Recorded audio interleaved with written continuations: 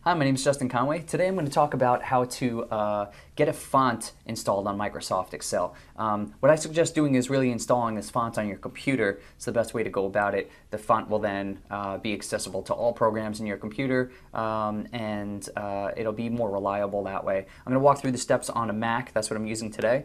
What you would do is go into your applications, go into Font Book, and then within Font Book there's this little check, the plus button at the bottom, Add Fonts. So you can click on that and then browse your computer for the font that you want to add.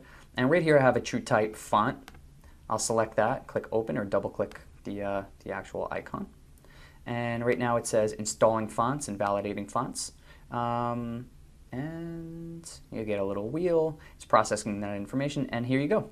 Now you can see that this font is actually installed on my computer, and this will be accessible in Word and Excel, just about every program that you use. If you currently have Excel open, just a quick note, and you install this font, it probably won't populate directly into the Excel sheet that you're using. You'll have to close out of Excel, because when Excel opens, that's when it draws the fonts into the program for use. So after you install this font, make sure you log out of whatever programs that you're in, close out of whatever programs, and reopen them, and then your font will be available. So that's how to install fonts on Microsoft Excel and in your computer. My name is Justin Conway, and I hope you enjoyed. Thanks.